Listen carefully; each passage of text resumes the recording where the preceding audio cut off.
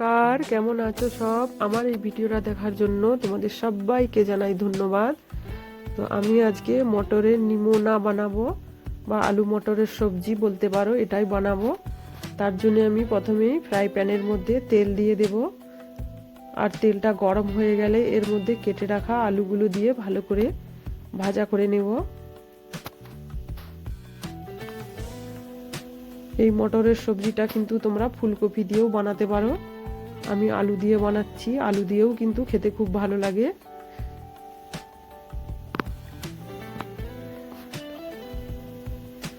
তো আলুটা আমার ভাজা হয়ে গেছে, আলুগুলো আমি তুলে নেব।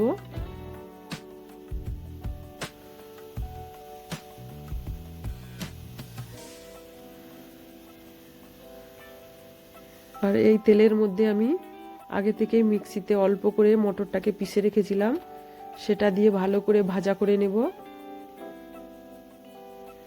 এই মটরটাকে কিন্তু খুব ভালো করে ভাজা করে নিতে হবে। যত ভালো করে ভাজা করবে ততই কিন্তু সবজিটা খেতে টেস্ট হবে। এভাবেই শুকিয়ে নিতে হবে জল। এটা আমার ভাজা হয়ে গেছে। প্যানের মধ্যে আমি তেল দিয়ে দেব, অল্প একটু হিং দিয়ে দেব, একটা শুকনো লঙ্কা দেব, আর অল্প কটা গোটা জিরে দিয়ে দেব।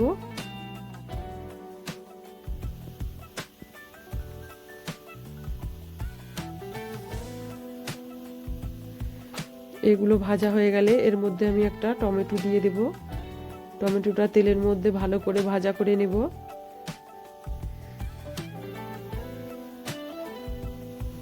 তো এটা আমার ভাজা হয়ে গেছে। এর মধ্যে আমি আদা রসুনের পেস্টটাও দিয়ে ভালো করে কষিয়ে নেব।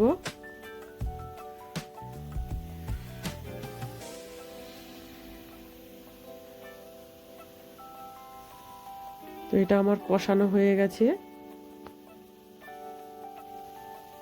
এর মধ্যে অল্প একটু হলুদের গুঁড়ো দিয়ে দেব।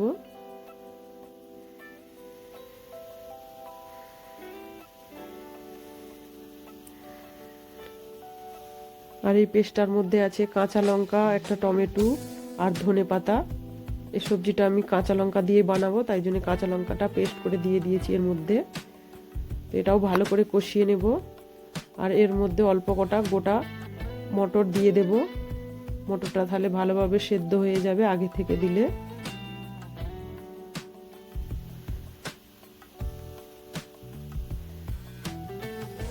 তো অল্প একটু জিরের গুঁড়ো দিয়ে ভালো করে আরো একটু কষিয়ে নেব।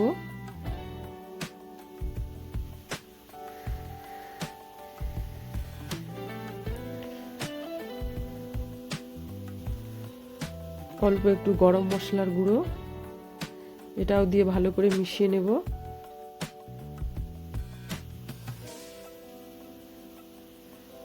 অল্প একটু জল দিয়ে ভালো করে মশলাটাকে আমি আরো একটু কষিয়ে নেব। স্বাদ মতো নুন,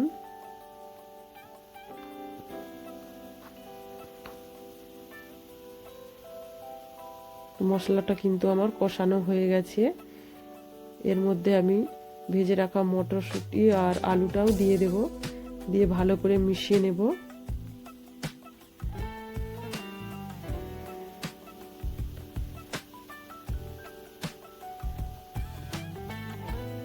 এর মধ্যে আমি পরিমাণ মতো জলও দিয়ে দেব। জলটা কিন্তু এর মধ্যে বেশি লাগবে, কারণ যত মটরটা সেদ্ধ হবে ততই সবজিটা গাঢ় হয়ে যাবে।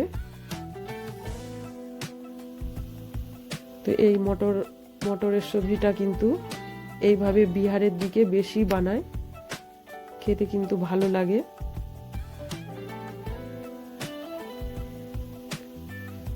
আলুগুলোও সেদ্ধ হয়ে গেছে, রান্নাটা আমার প্রায় হয়ে গেছে।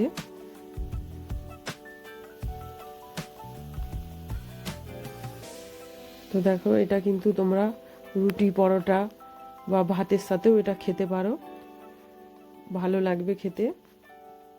আর ভালো লাগলে একটা লাইক, কমেন্ট, শেয়ার করে দিও কেমন।